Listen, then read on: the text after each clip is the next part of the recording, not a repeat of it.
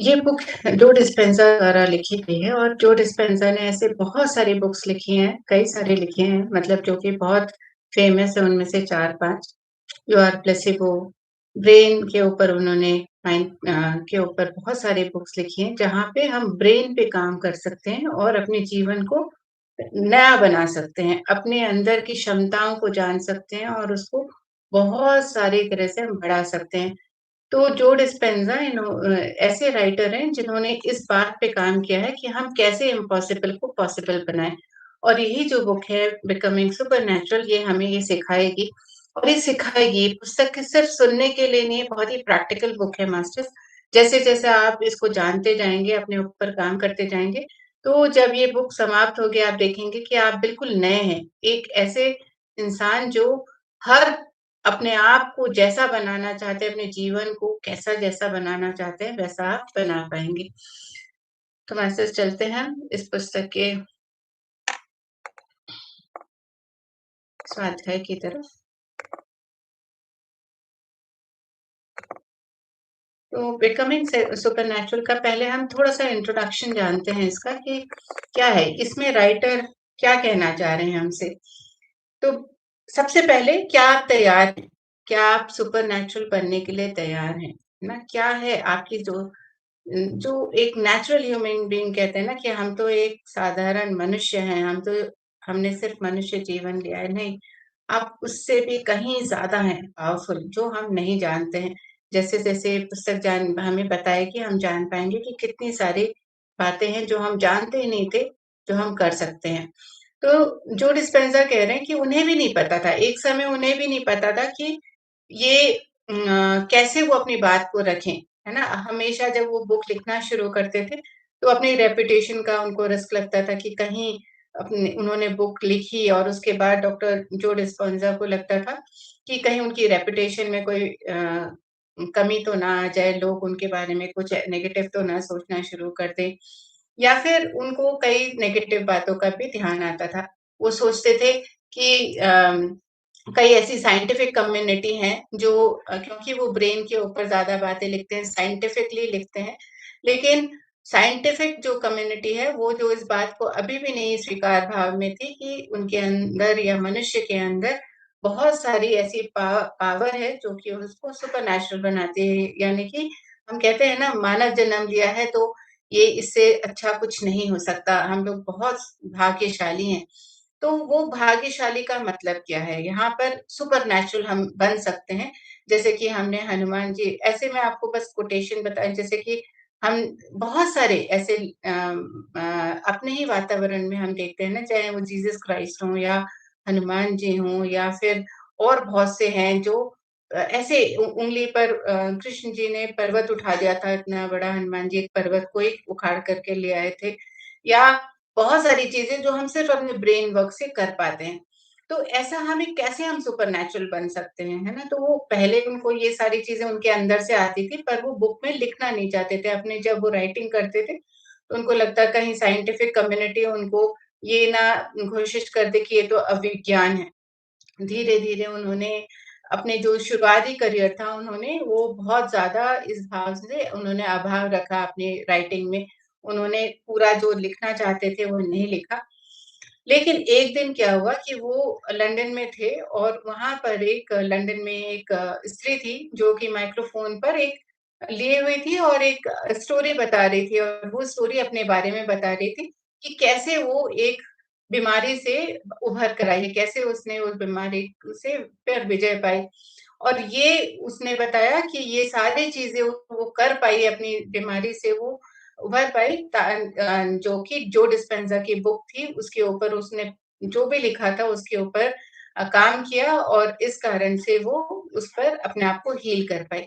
जब डो जो डिस्पेंज़ा ने ये सुना तो उनके अंदर उनको लगा कि अच्छा मेरी बुक से ये जो लेडी है वो अपना एक्सपीरियंस बता रही है और कितने लोगों को बता रही है। वहाँ वो लंदन के एक मेन डाउनटाउन में खड़े होकर के ये बातें बता रही थी। तो जो एपिफैनी उसको हुई जब उन्होंने जो डिस्पेंज़ा ने देखा इस बात का तो उनके अंदर एक अंतर्दृष्टि का अनुभव हुआ। वो अपने अंदर देखना शुरू कर दी कि वो अपने को क्यों बाँधे हुए हैं? क्यों नहीं ये लोगों को बता रहे हैं? ये एक्सपीरियंसेस हैं जो वो जिस तरह से वो लेडी है वो बता रही है कि क्यों ना वो अपनी बुक में ये सारी चीज़ें डालें और उसको साइंटिफिकली प्रूव एक प्रूफ थ्योरी की तरह से वो लेकर के आएँ। और उस समय उनके दिमाग में एक क्लैरिटी आई कि उन्हें करना क्या है। उस दिन से उनको लगा कि अभी तक तो मैं अपनी एनर्जी वेस्ट कर रहा था, इतना टाइम वेस्ट कर रहा था और उनको एक रियलाइज़ेशन हुआ कि अब नहीं, अब और नहीं। अब वो किसी और को कन्विंस करने के लिए चाहे वो साइंटिफिक कम्युनिटी हो या फिर और कोई जो व्यंग रखते हैं या कुछ भी करते हैं, उनके बारे में वो नहीं सोचेंगे। और जो सिर्फ़ नॉर्मल और नेचुरल की ही बातें करती हैं और ह्यूमन पोटेंशियल के बारे में और ज़्यादा बातें ही नहीं करना चाहते। जानने की कोशिश अगर जानते भी हैं तो वो नहीं चाहते कि कोई उसको लेकर के बाहर आए। तो उन सारे बातों लोगों के बारे में अब वो सोचना छोड़ देंगे। फिर उन्होंने कहा कि अब वो अपनी एनर्जी है वो क्या करेंगे, वो उस पॉपुलेशन के लिए करेंगे, लिखेंगे। उस ऑडियंस को फ़ोकस करके उन्होंने लिखना शुरू करा जो इम्पॉसिबल को पॉसिबल के रूप में देखना चाहते हैं, जो बिलीव करते हैं, जो जानते हैं, जो विश्वास करते हैं कि वो कर सकते हैं और एक सुपर ह्यूमन बन सकते हैं। तो इस तरह से उन्होंने ये सारी बुक्स लिखी जो कि बहुत ही पावरफुल बुक्स हैं और पितामह पत्री जी ने भी हमें ये बताया है कि इन सारी बुक्स बहुत ही हमें पढ़नी चाहिए। तो उन्होंने क्या जब ये हुआ तो उसके बाद उन्होंने अपनी जो जर्नी है ना? तो उन्होंने धीरे-धीरे ये जो आइडिया था उनका कि लोगों को एक्सपीरियंसेस हैं, जो प्रैक्टिकल हैं, ज चाहे टेस्ट हैं बहुत सारे, वो कर के कैसे अपनी इस बुक में वो लेकर के आ सकते हैं और लोगों को बता सकते हैं कि वो कैसे अपनी लाइफ में डिफरेंस बना सकें, कैसे अपनी लाइफ को चेंज कर सकें। तो ये सारी चीज़ें उन्होंने लैबोरेटरी के जो टेस्ट हैं, कॉम्प्लेक्स जो साइंटिफिक इन्फॉर्मेशन थी, उसको बहुत सिंपल वे में लोगों के तक पहुँचाने का इरादा किया और इस तरह से ये और इस तरह की कई सारी बुक वो लिख पाए। तो इस बुक में उन्होंने सिर्फ़ हीलिंग के बारे में नहीं बताया है। ज़्यादातर लोग क्या करते हैं हीलिंग के बारे में ही लिखते हैं, कैसे हम हील कर सकते हैं, बल्कि उन्होंने यहाँ पर बहुत सारी स्टोरीज़ हैं जो लोगों की है जिसमें से हम जानेंगे कि कैसे उनकी लाइफ़ चेंज हुई और क्यों हुआ जो भी हुआ उनके लाइफ़ में वो क्यों हुआ और क्या होता है जब कोई सिचुएशन आती है तो हमारी बॉडी में कैसे-कैसे केमिकल चेंजेस होते हैं और उसको हम कैसे करेक्ट कर सकते हैं, कैसे हम रिवर्स कर सकते हैं, वो सारे टूल्स उन्होंने यहाँ पर हमें बताए हैं इस बुक में और इस बुक के ज़रिए हम वो सारे टूल्स को जानेंगे ताकि हम अपनी लाइफ में भी उसको उतार सकें। तो यहाँ पे एक और चीज़ वो कहते हैं कि यहाँ जो ये बुक है ना? ये एक उम, टीचिंग और प्रैक्टिसेज़ के जो अभी तक चल रहा था, उसमें एक इवोल्यूशन लेकर के आई थी। यानी कि अभी तक इससे पहले जो डिस्पेंज़ा बताते हैं कि उन्होंने जब ये बुक लेके आए थे, एक रिवॉल्यूशन जैसा था कि प्रैक्टिकल टीचिंग लेकर के आए हैं इस बुक के माध्यम से और वो कहते हैं कि मैं ये समझता हूँ कि ये एक पुल एक ब्रिज की तरह काम करेगा जहाँ पे साइंस एक मिस्टिसिज्म यानी कि साइंस के साथ हम विज्ञान के साथ रहस्यवाद को भी समझ सकेंगे जो कि रहस्यवाद अभी तक बनाया गया है जो रहस्य रखा गया हमारे पूर्वज ये सारे रहस्य जानते थे जब एक समय था जहाँ ऋषि मुनियों का समय था वहाँ ये सारी चीजें उन लोग के पास जानकारी थी लेकिन धीरे धीरे इस इन सारी जानकारियों को रहस्य में रखा गया मिस्टेक बना दिया गया तो ये अब एक से फिर से एक बार एक ब्रिज की तरह काम करेगी ये बुक वो ये कहते हैं जहाँ पे हम विज्ञान और रहस्यवाद को साथ साथ समझ सकेंगे जो भी अभी तक है और वो एक और चीज़ जो बहुत ही इम्पोर्टेंट है इस बुक में उन्होंने बताई है कि अ, ये बुक हमें नेक्स्ट लेवल ऑफ अंडरस्टैंडिंग में लेके जाएगी। हमारा जो समझ है उसको एक और लेवल ऊपर हम कई लेवल ऊपर एक्चुअली हम लेकर के जा सकेंगे अपनी समझ को और हम अपने जीवन को बहुत सुंदर बना सकेंगे, बेटर लाइफ बना सकेंगे। वो कहते हैं कि हम लीनियर लिविंग बीइंग्स नहीं हैं। हम एक जैसा चला आ रहा है हम इस धरती पर हम वैसे नहीं हैं। हम लीनियर लिविंग बीइंग्स और लीनियर लाइव्स नहीं जीने वाले हैं। पर पर हम अलग-अलग आयामों में, हम अलग-अलग डायमेंशनल बीइंग्स हैं, वी आर डायमेंशनल बीइंग्स यानी कि हम सर्वत्र हैं, जैसे कि परमात्मा को हम कहते हैं सर्वत्र हैं, सब जगह हैं, वैसे ही हम भी अलग-अलग डायमेंशन क्या होता है ना? एरिया एंड डायमेंशन हम सबने जाना है, मैथ्स में पढ़ा है। डायमेंशन क्या है कि हम जब लेंथ, ब्रेथ और हाइट, है ना? हर तरफ से हम किसी चीज़ को हम देखते हैं, तो वो डायमेंशन कहलाता है। वैसे ही हम डायमेंशनल बीइंग्स हैं, हम हर एक बहुत सारे आयामों में हैं। हम एक सीधी जैसे एक चले आ रही है जीवन, उसके लकीर के फ़कीर कहते हैं, है ना? आम भाषा में हम वैसा नहीं है। We are dimensional beings and living dimensional lifes. हम बहुत तरह से हमारी जो लाइफ़ भी है ना अलग-अलग डायमेंशन में है, किसी की किसी लेवल पे है, फ्रीक्वेंसी के हिसाब से है। तो वो कहते हैं जब हम जिस इस पुस्तक को जैसे-जैसे पढ़ना शुरू करेंगे, तब हम जानेंगे कि हमारे अंदर हमारी जो शारीरिक रचना है, हमारे अंदर जो केमिस्ट्री है, हमारे अंदर जो फिज़ियोलॉजी है, जो हमारा जिस तरह से हमारी बॉडी बनी है ना? वो सारी चीज़ें हमारे पास ऑलरेडी ये हमारे अंदर हैं, बस हमने उसको जाना नहीं है। अब हम जानना शुरू करेंगे, ये सारी जो ज़रूरत है हमें एक सुपर नेचुरल बनने के लिए, वो सारी ज़रूरतें ऑलरेडी हमारे अंदर है, इसी शरीर के अंदर है, हमारे व्यक्तित्व में है। बस हम उसको एक्टिवेट करना नहीं जानते हैं, हम उसके बारे में अवेकन नहीं हुए हैं। तो ये बुक हमें इस बात में मदद करेगी कि हम अपने आप को हमारे अंदर की इन सारी जो हमारी रचना है, संरचना है, हमारे अंदर की केमिस्ट्री है, इलेक्ट्रॉन, प्रोटॉन, न्यूरॉन्स और बहुत सारी और चीज़ें जिनके बारे में हम जानेंगे बायोफोटॉन्स एक्सेट्रा, तब हमें पता चलेगा कि हमारे अंदर तो ये सारी क्षमताएँ हैं जो हमें सुपरनैचुरल बना सकती हैं। तो आगे वो कहते हैं कि मैं ये चाहता हूँ कि मैं एक सब जो भी रीडर्स हैं इस बुक के, जो इस बात को पढ़ेंगे, जानेंगे इस बुक को, वो अपने एक वर्ल्ड ऑफ डायमेंशन, है ना? अलग जो दुनिया है, आयामों की दुनिया है, उसको जान सकें। और ये जो स्टडी होगी वो वर्कशॉप है। अलग-अलग वो कहते हैं कि हमने ये वर्कशॉप्स की हैं, पूरी दुनिया में जाकर के उन्होंने क्योंकि जो डिस्पेंसर वर्कशॉप्स करते हैं, उनके बहुत सारे स्टूडेंट्स हैं और वो स्टूडेंट डेटा कलेक्शन करते हैं, उन पे बहुत सारा काम करके प्रूवन थ्योरीज़ हैं, जो हम जानेंगे और इसके लिए उनके पास बहुत ये भी है कि वो विटनेस हैं उनके पास ये खाली एक थ्योरी के रूप में नहीं लिखी है, बल्कि ये प्रैक्टिकल रिसर्च थ्योरी के जैसी एक बुक है, जहाँ पे बहुत सारे विटनेस भी हैं, जो बताते हैं कि कैसे उनके लाइफ में, उनकी हेल्थ में चेंजेज़ आए हैं, कैसे बायोलॉजिकली चेंजेज़ आए हैं जब उन्होंने मेडिटेशंस किए, रियल टाइम मेडिटेशंस किए हैं और बहुत सारे जो टूल्स यहाँ बताए हैं, मेडिटेशन टूल्स हैं और बहुत तरह की चीज़ें जो उन्होंने बताई हैं, जिससे कि उन्होंने कहा है कि उन्होंने हज़ारों-हज़ारों ब्रेन्स को स्कैन किया है और स्कैन करने के बाद उन्हें जो उनके स्टूडेंट्स हुआ करते थे और स्टूडेंट्स ने और बहुत सारे लोगों के, जिससे कि उन्हें पता चला कि जब अलग-अलग तरह के जो इस बुक में हम बहुत तरह के मेडिटेशंस भी सीखेंगे, तो कैसे हर एक मेडिटेशंस किस तरह से हमारे ऊपर काम करता है और हम कब उसको किस तरह से यूज़ कर सकते हैं। तब हमारे अंदर जो ब्रेन में चेंजेज़ आते हैं, उसको मेज़र किया गया है साइंटिफिकली ईईजी लिया गया है और भी बहुत सारे टूल्स यूज़ किए गए हैं, जिससे कि पता चला है कि प्रैक्टिकली ये काम करता है, सारे टूल्स जो उन्होंने यहाँ पे बताए हैं।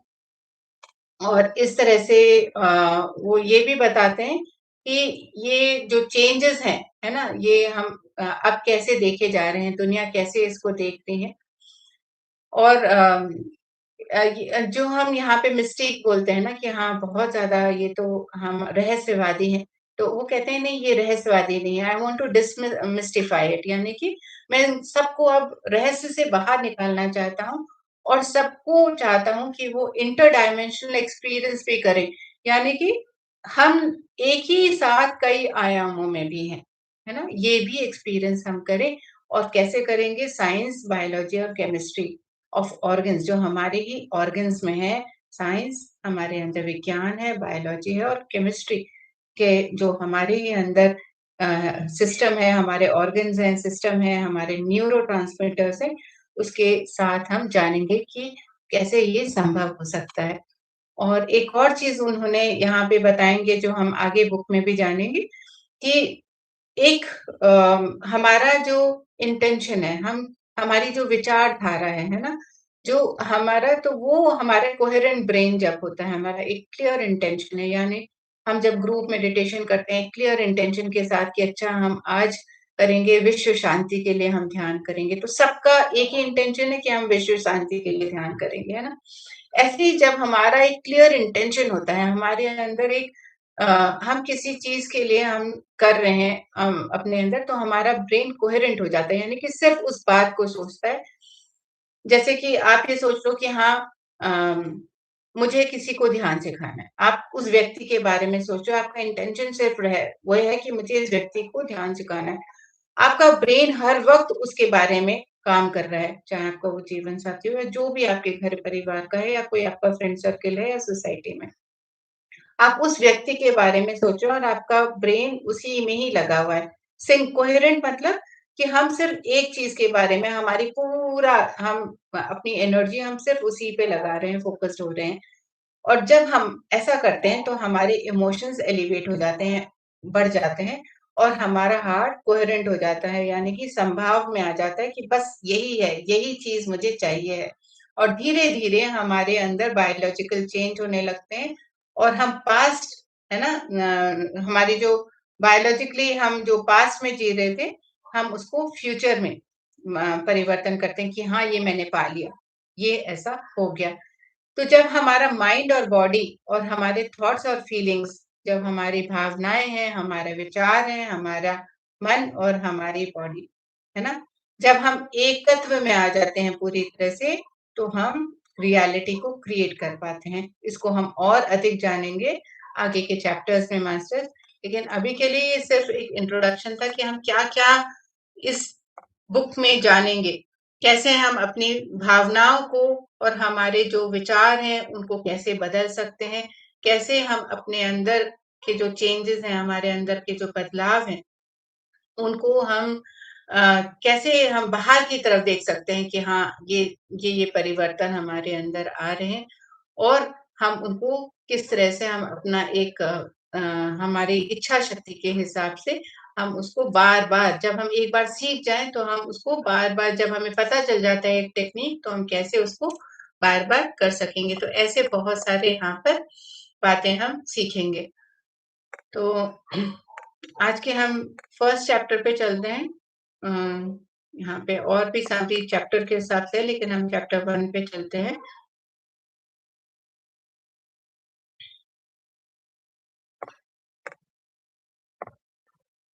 चैप्टर 1 है opening the door to the supernatural कैसे हम एक दरवाज़ा जो है वो हम खोल रहे हैं सुपरनैचुरल बनने के लिए। तो यहाँ एक स्टोरी से शुरू होता है ये चैप्टर कि अ, किस तरह से हम सबसे पहले ये स्वीकार भाव में आ जाए सब लोग, जो भी इसको सुन रहे हैं, चाहे वो यूट्यूब पे हैं या हमारे साथ आप सब ज़ूम पर हैं, कि हम ये जो बुक की शुरुआत हो रही है, ये हमारे ही अंदर एक दरवाज़ा खुल रहा है, जो हम इस बुक के द्वारा हम अपने आप को जान पाएँगे कि हम सब सुपरनैचुरल हैं और हम सुपरनैचुरल बनेंगे। तो ये स्टोरी है एक लड़की की सबसे पहले और ये रियल स्टोरी है। एना अभी भी हैं और हम उनके बारे में और जानेंगे। अभी वो क्या कर रही हैं वो भी जानेंगे। तो स्प्रिंग का टाइम था जब मार्च-अप्रैल का समय था जहाँ स्प्रिंग था और उस समय खत्म होने वाला था ये समय स्प्रिंग का समय में और सब लोग धीरे-धीरे गर्मियाँ आनी शुरू होने वाली थी। तो एना अपने घर पे थी और ये एक संडे आफ्टरनून की बात है 2007 जून की, जहाँ पर एना विलियम्स ये लड़की का नाम है एना विलियम्स। तो एना विलियम्स अपने घर में हैं और अपने लिविंग रूम में बैठी हैं, जहाँ पर फ्रेंच डोर्स हैं, बहुत सुंदर-सुंदर उनका घर है, गार्डन है सामने और गार्डन के सामने अ, बहुत बढ़िया-सा लॉन में वो लोग बैठे हुए हैं। ऐना अपने और बच्चे उनके 2 बच्चे हैं, एक 12 साल का बेटा उनका और 11 साल की बेटी। तो सब बैठे हुए हैं आराम से, धीमी में मीठी-मीठी धूप आ रही है और चिड़ियों की आवाज़ें हैं, बाहर बहुत कंफर्टेबल वातावरण है और उनके बच्चे स्विमिंग पूल में नेबर्स के हैं, जो उनके आस-पड़ोस के बच्चे हैं, वो भी स्विमिंग पूल में खेल रहे हैं। उनके बच्चे रिक्लाइनर सोफ़े पे बैठे हुए हैं और 11 साल की बच्ची गाना गा रही है, खेल रही है। सब कुछ वातावरण बहुत ही सुंदर है और ऐना एक साइकोथेरेपिस्ट का अपने जो उनका कार्यभार से वो साइकोथेरेपिस्ट हैं और मैनेजर हैं एक बहुत बड़े बोर्ड मेंबर में वो मैनेजर भी हैं और बोर्ड मेंबर भी हैं एक साइकियाट्रिक इंस्टीट्यूशन इन एम्स्टर्डम। तो एम्स्टर्डम के ये साइकियाट्रिक इंस्टीट्यूशन जहाँ का टर्नओवर ही 10 मिलियन यूरो से ज़्यादा था उस समय 2007 की बात है। इतनी बड़ी जगह साइकियाट्रिक इंस्टीट्यूशन में वो स्वयं साइकोथेरेपिस्ट हैं, मैनेजर हैं और बोर्ड मेंबर भी हैं इस जगह की। ये याद रखिए क्योंकि ये बहुत ही इम्पोर्टेंट है ये बात। तो धीरे-धीरे वो अपने प्रोफ़ेशनल यूजुअली उनके पास काम नहीं होता काम बहुत ज़्यादा होता था, पर आज संडे के दिन वो अपना बैठी हैं और वो भी अपना कुछ पढ़ रही हैं प्रोफ़ेशनली जो उनको चाहिए वो एक बैठी हैं और लेदर चेयर के ऊपर बैठ कर के जर्नल आर्टिकल पढ़ रही हैं। ये सारा एक सीन है और ये परफ़ेक्ट सीन चल रहा है। धीरे से ऐना अपने चारों ओर देखती हैं और अ, देखती हैं कि 10 उनको पता नहीं था इतना सुंदर वातावरण में अचानक से क्या होने वाला है। अचानक से ऐना डिस्ट्रैक्ट होती हैं, उनका ध्यान इधर-उधर जाता है। वो जर्नल जो पढ़ रही थी, वो उससे जैसे ही उनका ध्यान थोड़ा-सा हटा, वो देखती हैं कि सब लोग अपने-अपने काम में बिज़ी हैं और वो अपने पेपर जो पढ़ रही थी उसको साइड में रखती हैं और देखती हैं कि उनके पति कहाँ हैं? वो अपने पति को नहीं देख पा रही हैं, जो पति उस समय वहीं पर ही बैठे थे थोड़ी देर पहले। अचानक से वो अपने पति को नहीं देख रही हैं।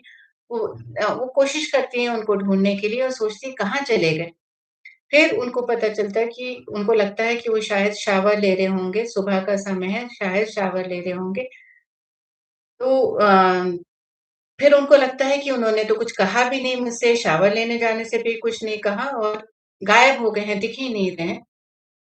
तो बच्चे उनको बताते हैं कि उनके फादर ने उनको गुड बाय कहा करके और बहुत सारा प्यार करके, हग करके वो चले गए हैं, वो घर से चले गए हैं। बच्चों ने ऐना को बताया। तो ऐना कोशिश करती हैं कि ऐसा तो कभी हुआ नहीं है, ऐसा बिना बताए अचानक से कहाँ चले गए हैं और बच्चों को भी कह के गए पर मुझसे नहीं कह कर के गए। उनको फ़िक्र होती है और वो फ़ोन ट्राई करती हैं उनका, बहुत ट्राई करती हैं लेकिन फ़ोन कॉल जा रहा होता है पर वापस से उनको कोई भी कॉल बैक नहीं आता, ना ही उनका फ़ोन लिफ्ट होता है। थोड़ी देर में 3:30 बज गया होता है ऐसे करते-करते, सुबह से दिन का समय समाप्त होकर शाम होता है और डोरबेल बे बजती है। डोरबेल बजती है तो ऐना जैसे ही दरवाज़ा खोलती है तो सामने से 2 पुलिस ऑफ़िसर खड़े होते हैं। तो पुलिस ऑफ़िसर जब आते हैं तो वो पूछते हैं, "आर यू मिसेज़ विलियम्स?" तो ऐना बोलती है, "हाँ, मैं मिसेज़ विलियम्स हूँ।" है ना? पूछते हैं, "क्या आप मिसेज़ विलियम्स हैं?" तो जब वो बोलती हैं कि हाँ, मैं मिसेज़ विलियम्स हूँ, कन्फ़र्म करती हैं, तो उस समय वो ऑफ़िसर कहते हैं कि क्या मैं आपसे बात कर सकता हूँ कुछ समय में? तो मिसेज़ विलियम्स सोचती हैं पुलिस क्या कर रही है यहाँ पे मेरे घर में? ना वो थोड़ा कंसर्न्ड होती हैं, कन्फ्यूज़ होती हैं। तो लेकिन वो कहती हैं, "हाँ, ठीक है।" बात करने के लिए वो तैयार होती हैं। तो पुलिस वाले उनको न्यूज़ बताते हैं कि इस सुबह सुबह के समय में अर्लियर दैट मॉर्निंग उनके हस्बैंड हैं, उन्होंने जो उस जगह की बिल्डिंग है, वहाँ सबसे जो टॉलेस्ट बिल्डिंग थी, सबसे हाइट वाली बिल्डिंग थी, वहाँ से सेंटर ऑफ द सिटी जो डाउनटाउन कहलाता है, वहाँ से उन्होंने कूद लगा दिए, जंप कर गए हैं वो वहाँ से। और इस कारण से क्योंकि वो सबसे ऊँची बिल्डिंग थी, तो वो उसी समय गिरकर मर गए। जब ऐना ऐसी बात सुनती हैं और बच्चे उनके साथ होते हैं, तो वो 2 सब शॉक में आ जाते हैं और वो ये बात को बिल्कुल भी बिलीव नहीं कर पाते हैं कि ऐसा कुछ हो सकता है। इतनी खुशहाल फैमिली, इतना सब कुछ परफेक्ट था और कैसे ऐसा हो सकता है कि उनका हस्बैंड वहाँ से इस तरह से सुसाइड कर ले। है ना, जब ये सुनती हैं तो उनकी साँस पूरी तरह से रुक जाती है और वो साँस नहीं ले पा रही होती है। बिल्कुल उनकी ना जैसे चोक्ड हो गया होता है उनका गला और वो उनकी पूरी बॉडी शिवर कर रही होती है, इतनी ज़्यादा कि वो कंट्रोल नहीं हो रहा होता है और ऐसा लगता है कि सब कुछ फ्रीज़ हो गया, वो टाइम फ्रीज़ हो गया। बच्चे जो उनके पास थे, वो एकदम शॉक्ड होते हैं, वो भी पैरालाइज़्ड टाइप हो जाते हैं क्योंकि उनको भी ये चीज़ एक्सेप्ट नहीं हो रही होता है। अ, ऐना अपने पेन को हाइड करने की, अपने छुपाने की कोशिश करती हैं और अपने स्ट्रेस को भी वो छुपाने की कोशिश करती हैं अपने बच्चों के लिए, कि उनके बच्चों को उनको देखना है, तो अपने अंदर के पेन और स्ट्रेस दोनों को छुपाने की कोशिश करती हैं। लेकिन अंदर उनके बहुत तेज़ी का एक इंटेंस पेन अंदर से उनके दिमाग में, उनके सर पे चढ़ रहा होता है और ये इतना तेज़ होता है कि वो अंदर से बिल्कुल खाली अपने को अनुभव कर रही होती हैं और ऐसे कि जैसे उनके गट में उनके जो आते हैं वो बिल्कुल ही हॉलो हो गई हैं, बिल्कुल अ, जैसे उसमें कुछ रहा ही नहीं है और बहुत तेज़ी से उनके गट में दर्द होने लगता है। जैसे पेट में ना अंदर जैसे खिंच रहा हो, ऐसा उनके दर्द हो रहा होता है। उनके गला, उनका नेक और उनका जो कंधे हैं पूरी तरह से स्टिफ हो जाते हैं और माइंड अब काम करना बिल्कुल ही बंद कर देता है, ऐसा लगता है। कहीं पर भी इतने ज़्यादा बहुत सारे विचार एकदम से उनके माइंड में फ्लो कर रहे होते हैं, उनके हार्मोन्स स्ट्रेस जो है वो ओवरटेक कर लेते हैं और अब है ना सर्वाइवल मोड में जा चले जाती हैं। ये एक सडन सिचुएशन है जिससे कि उनके अंदर ये बॉडी बॉडी में क्या-क्या चेंजेज़ आए एक न्यूज़ की वजह से वो यहाँ पे बता रहे हैं जो डिस्पेंज़ा कि कैसे है ना कि पूरे 1 मिनट में उनकी बॉडी पे उस न्यूज़ से क्या असर हुआ।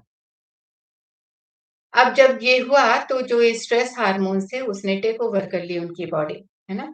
तो क्या हुआ साइंटिफिक स्टैंड पॉइंट से जो उनके अ, जो स्ट्रेस की वजह से उनके जो लाइफ़ है, लिविंग इन सर्वाइवल हो गई अभी।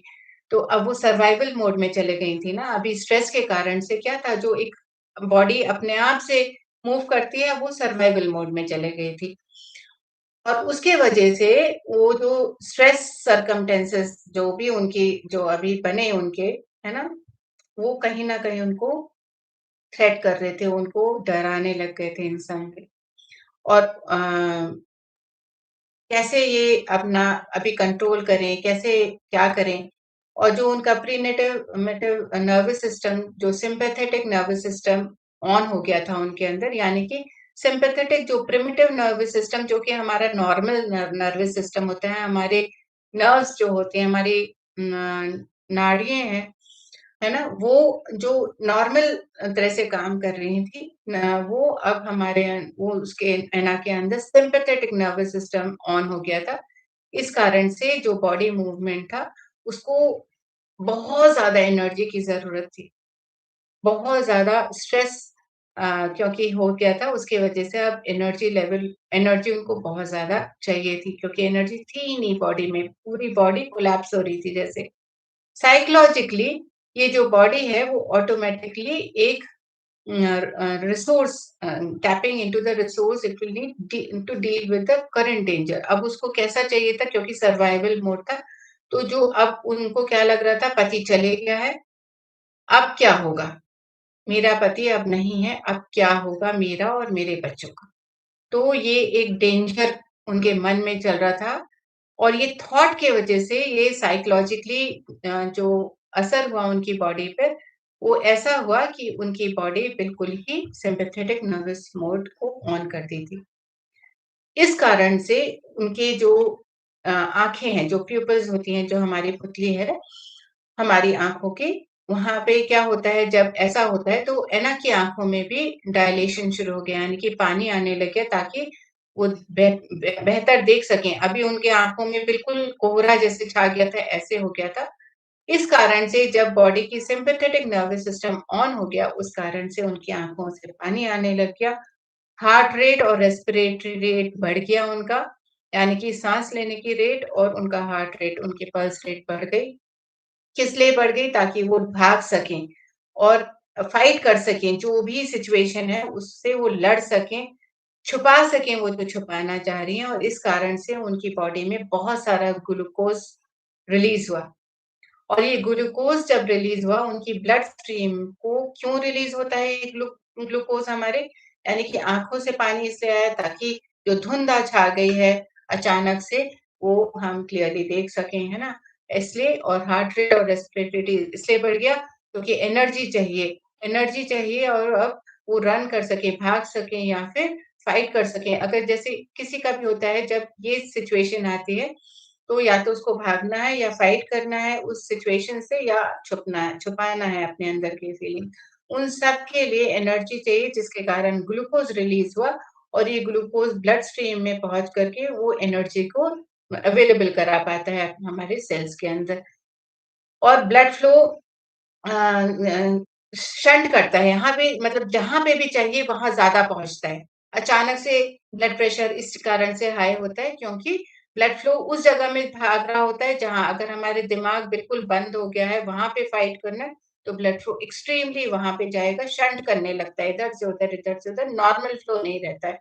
इसीलिए इंटरनल ऑर्गन्स हमारे जो हैं वो इसलिए वहाँ पर जहाँ भी चाहिए, चाहे वो किसी भी इंटरनल ऑर्गन में है, हमारे अंदर के जो भी हमारे ऑर्गन है, वहाँ पर वो फ्लो करता है, जिसमें जहाँ पे चाहिए अगर।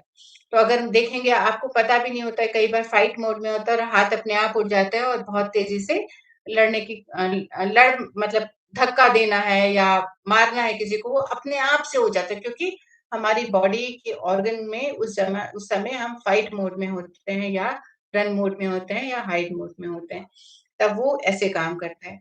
हमारी इम्यून सिस्टम तो ऐना में भी क्या हुआ, ये सारी चीज़ें हुई और उसके इम्यूनिटी सिस्टम जो इनिशियली डायल अप में थे, अभी डायल डाउन में हो गए थे, यानी कि इम्यूनिटी सिस्टम अब कम हो गई थी और एड्रेनालाइन और कॉर्टिसोल जो हार्मोन है, वो पूरे मसल में फ्लडेड होने लग गया। और इससे ताकि एनर्जी और तेज़ी से रश करे। ये दोनों जो हार्मोन हैं वो स्ट्रेस रिलीवर हार्मोन्स हैं जिससे कि स्ट्रेस को कंट्रोल में लाया जा सके। ये हमारे तनाव को यानी स्ट्रेस को कम करते हैं। तो कई बार स्टेरॉइड्स लेते हैं लोग जिनको बहुत ज़्यादा स्ट्रेस होता है, इन दोनों हार्मोन के कई बार स्टेरॉइड्स दिए जाते हैं। तो है ना, ये बॉडी में ऑटोमैटिकली है। और ये सारी चीज़ें ऑटोमैटिकली फ्लो करती हैं, लेकिन अगर वो काम नहीं कर रहा है किसी कारण से या उतना भी जितनी ज़रूरत है उतना नहीं है हमारी बॉडी में, तभी स्टेरॉइड्स दिए जाते हैं। तो इस तरह से ऐना की बॉडी में भी ये सब कुछ हुआ, जो सर्कुलेशन था ये अ, ब जो आगे के ब्रेन में था, है ना? वो ज़्यादा हो गया था और पीछे के ब्रेन में कम हो गया था। इस तरह से ये जो कैपेसिटी थी उसके अंदर वो नहीं सोच पा रही थी और ना ही उसको कुछ समझ में आ रहा था। तो ये सारी चीज़ें अचानक से मुझे बोलने में इतना टाइम लगा लेकिन ये सब सडन हुआ उसकी बॉडी में। और जब ये ऐना का केस था उसकी उसमें स्ट्रेसफुल न्यूज़ जो उसको मिली, ये अचानक से तनाव भरी, तनावपूर्ण जो उसके हस्बैंड की सुसाइड की न्यूज़ बनी, तो उसके अंदर ये ब्रेन और उसकी बॉडी एक सर्वाइवल स्टेट में जाने के कारण से ये सब कुछ उसके उसमें हुआ और जो बॉडी ऑर्गेनिज़्म है ना? उसका टॉलरेशन लेवल होता है, कितना वो सहन क्षमता रहती है उसके अंदर कितनी जो तनाव से लड़ना है, छिपाना है या भागना है ना? इसके उस पे डिपेंड करता है कि वो अ, का काफ़ी है कि नहीं है। तो ये सारी चीज़ें जो हार्मोन भी उसके अंदर आएँगे, तो वो अपने आप ही जब ये रिलीज़ होते हैं, जब धीरे-धीरे अगर स्ट्रेस कम हो गया, तो बॉडी अपने आप ही थोड़े समय में नॉर्मल बैलेंस में आ जाती है कुछ घंटों में। लेकिन कई बार इतना ज़्यादा स्ट्रेस होता है कि बॉडी नॉर्मल में वापस आती ही नहीं, कभी भी वापस नहीं आती है। वो रिस्टोर नहीं करती अपने नॉर्मल लेवल में। तो ये जो चीज़ है इसको कहते हैं कि ऑर्गेनिज़्म में जो नेचर है ना? उसमें एक इमरजेंसी मोड का एक एक्सटेंडेड पीरियड होता है कि वो अपने इमरजेंसी मोड में जा सके और थोड़े और समय तक के लिए वो बैलेंस कर सके। ये हमारे ही अंदर एक स्विच की तरह काम करता है ऑटोमेटिक, जो हमारी ही बॉडी के अंदर होता है।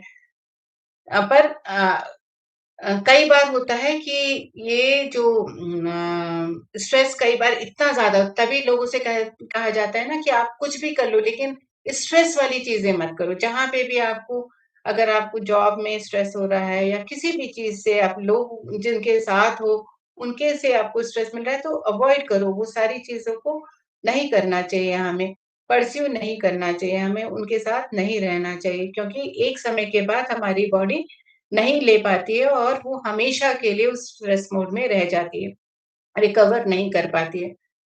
तो हमारे अंदर लार्ज ब्रेन्स हैं, हमारे जो ब्रेन है, हमारा ब्रेन काफ़ी बड़ा होता है ह्यूमन बीइंग्स में, और हम इस कारण से सोच पाते हैं, अपनी प्रॉब्लम्स के बारे में, हमारी जो भी समस्याएँ हैं उनके बारे में हम सोच पाते हैं, क्योंकि ह्यूमन ब्रेन बड़ा होता है। और हम अपने पास्ट के जो हमारे भूतकाल में जो भी हुए हैं, ऐसा कुछ इवेंट हुआ है, उसको भी हम रिलीव कर पाते हैं, और फ्यूचर के बारे में भी हम फ़ोरकास्ट कर पाते हैं।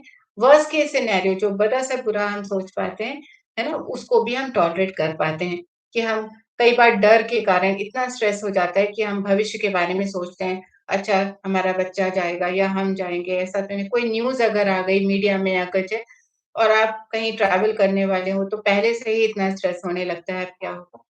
तो वो सारी चीज़ों को झेलने की हमारे ब्रेन में ताकत है।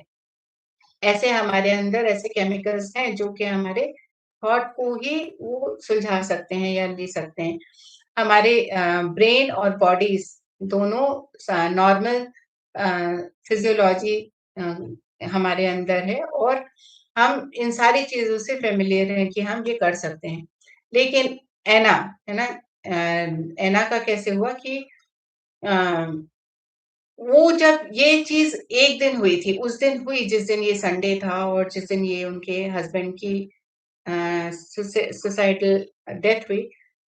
लेकिन अब ऐना के साथ क्या हुआ कि वो जो घटना के बाद वो स्ट्रेस से बाहर आ ही नहीं पा रही थी, क्योंकि वो उस इवेंट को जो हुआ था, पुलिस का आना, उनका बताना, और कैसे उनकी बॉडी एक स्ट्रेस मोड में चले गई थी, हार्मोन ओवरटेक कर रहे थे उनको। वो इवेंट को बार-बार, बार-बार उनके मन में, उनके माइंड में चले जा रही थी वो। सेम चीज़ वो एक बार की जगह हज़ारों बार जी रही थी। वही चीज़, क्योंकि वो सोचे जा रही थी कि ऐसे क्या हुआ? उसको इमेजिन करने की कोशिश उनकी बार-बार चल रही थी कि क्या हो सकता है? क्यों हुआ ऐसे? और वो इवेंट को बार-बार वो जी रही थी, हर पल जी रही थी, हर दिन जी रही थी। और उनको ये रियलाइज़ भी नहीं हुआ कि इस कारण से उनकी बॉडी में क्या हो रहा है।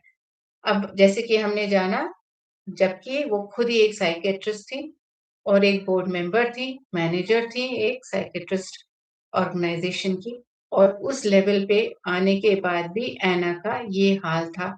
जो व्यक्ति जानता है कि क्या हो जाता है बॉडी में, उसके साथ ये बत हो रहा है। हम एक आम व्यक्ति की बात नहीं कर रहे हैं, एक ऐसा व्यक्ति जो खुद एक साइकियाट्रिस्ट है, उसकी बात यहाँ पे हो रही है कि उसकी बॉडी में इतना इम्पैक्ट हुआ। तो यहाँ वो कहती हैं कि उनको रियलाइज़ भी नहीं हुआ कि उनकी बॉडी में अब क्या-क्या डिफरेंस आने शुरू हो गए। धीरे-धीरे, क्योंकि वो हर दिन इस इवेंट को जी रही थी, धीरे-धीरे उनके अंदर बहुत सारे ऐसे चेंजेज़ आ रहे थे जो वो नहीं जान पा रही थी। तो उनके जो जो ये ओरिजिनल इवेंट हुआ था ना, उसके वजह से जो ये रिस्पॉन्स था, मेमोरी ऑफ इवेंट, अ, वो बार-बार सेम इमोशंस रिलीज़ कर रहा था, और वो उनको सेम लाइफ़ एक्सपीरियंस दिए जा रहा था, बार-बार, बार-बार। तो हम जब पास्ट में रहते हैं, तो हमारे साथ भी ये होता है कि हम सेम इमोशंस के थ्रू जाते हैं और same life, real life experience करते हैं। जो भी हो गया, अगर पास्ट में उसको अगर हमने पकड़ के रख लिया। इस कारण से एना की बॉडी में भी एक केमिकल चेंज हुआ। उनके ब्रेन और उनकी बॉडी में बहुत, इस कारण, इस इवेंट के कारण बहुत सारी चीज़ें होने लग गईं। उनका ब्रेन जो कंटीन्यूअसली वायर्ड था मेमोरी के साथ, जो बीत चुका है उसके साथ, वो था पूरे दिन में 100 बार वो जी जाती थी। इसी एक्सपीरियंस को जो उस दिन हुआ था, वो हज़ारों बार, 100 बार कम से कम वो एक दिन में जी जा रही थी। और इस कारण उनके क्या हुआ कि उनकी बॉडी धीरे-धीरे उनके न्यूरॉन्स थे, है ना? जो एनवायरमेंटल इन्फॉर्मेशन थी, लोग उनको अलग तरह से देखने लग गए थे। उनका जो न्यूरॉन्स थे, वो अब ऑर्गेनाइज़ नेटवर्क में नहीं आ रहे थे जो ब्रेन में है, और फ्रीज़ पैटर्न में जान चले जा रहे थे। और ये इमोशनली वो जो केमिकल था, उसको उसका नाम भी इमोशन है, जो बार-बार रिलीज़ हो रहा था। तो इमोशन जितना स्ट्रॉन्ग होगा, जितना उसका इमोशनल कोटेंट स्ट्रॉन्ग होगा, किसी भी इवेंट के कारण, वो या तो अच्छा होता है या खराब होता है। यानी कि हमारे अंदर के इमोशंस कैसे हैं?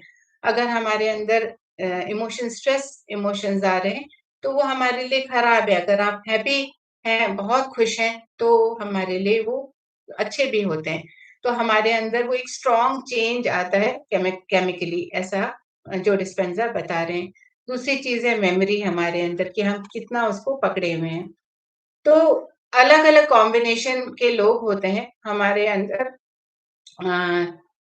वो बताते हैं कि हर समय एक पर्टिकुलर टाइम और एक जगह, जहाँ पे भी वो स्ट्रेस एक्सपीरियंस किया है, वो हमारे न्यूरल आर्किटेक्चर और होलोग्राफिक इमेज क्रिएट करती है, क्योंकि हम हर बार हमारे अंदर एक न्यूरल आर्किटेक्चर वैसा खड़ा हो जाता है, और एक हम होलोग्राफिक इमेज, यानी कि हम एक ऐसी इमेज देख पाते हैं जो हमारे अंदर से हमने वो 3D इमेज क्रिएट कर दी है, हमारी मेमोरी के साथ में, जो लॉन्ग टर्म रहती है हमारे साथ, जब तक कि हम उसको पकड़े रहते हैं।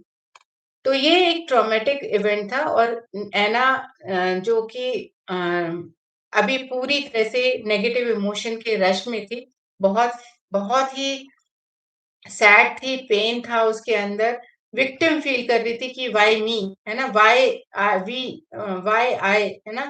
व्हाई ही डिड दैट, एक विक्टिमाइज्ड मोड में चली गई थी, और अंदर से उसको शेम भी हो रही थी। बहुत ज़्यादा शर्म आ रही थी, गिल्ट हो रहा था उसके अंदर, ग्लानि हो रही थी। और बहुत ज़्यादा गुस्सा भी आ रहा था अपने हस्बैंड के ऊपर कि वो ऐसा कैसे कर सकता है। उसके अंदर नफ़रत आ रही थी अपने हस्बैंड के ऊपर कि वो कैसे सिर्फ़ अपने बारे में ही सोचा, हम मेरे बारे में, बच्चों के बारे में नहीं सोचा। उस कारण फ्रस्ट्रेशन भी था, रिसेंटमेंट भी था, है ना? शॉक भी लगा था उसके अंदर, डर भी था आगे क्या करेंगे? कैसे मैं बच्चों को अकेले पालूँगी? एंग्ज़ायटी थी इस कारण से, और बहुत ज़्यादा वो न और भी बहुत सारे ना कि होपलेसनेस भी थी कि अब मैं जी के क्या करूँगी अकेले, है ना? पावर नहीं लग रही थी कि अब पति के बिना मैं कुछ भी नहीं हूँ, है ना? ऐसा उसको पावरलेसनेस दिख रही थी, और वो बहुत अकेला फ़ील कर रही थी, लोनली फ़ील कर रही थी, आइसोलेशन में थी, और बिट्रेयल लग रहा था कि किसी उसने मुझे धोखा दिया, है ना? तो ऐसे हज़ारों तरह के इमोशंस उसके अंदर चल रहे थे। और ये सारे इमोशन लगातार थे, ये खत्म नहीं हो रहे थे उसके अंदर, चले जा रहे थे, चले जा रहे थे।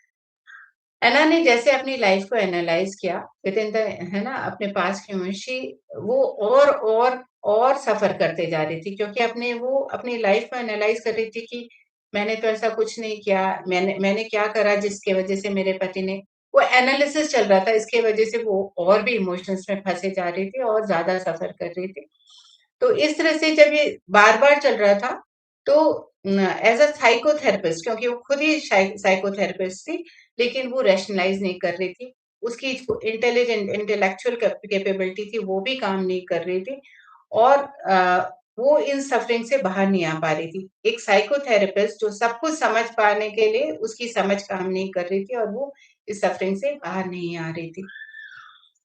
अ जब लोग उसको मिलते थे और उससे पूछते थे, उसके जो आस-पड़ोस के लोग थे या जहाँ पे भी वो जाती थी, तो उससे पूछते थे कि क्यों उसको ऐसा लग रहा है, और वो बार-बार जब उसको कोई संवेदना देने के लिए आते हैं ना कि हाँ, लोग चले आ रहे हैं उसको पूछने के लिए, उसका हस्बैंड नहीं है तो अब कोई मिलने के लिए आ रहा है।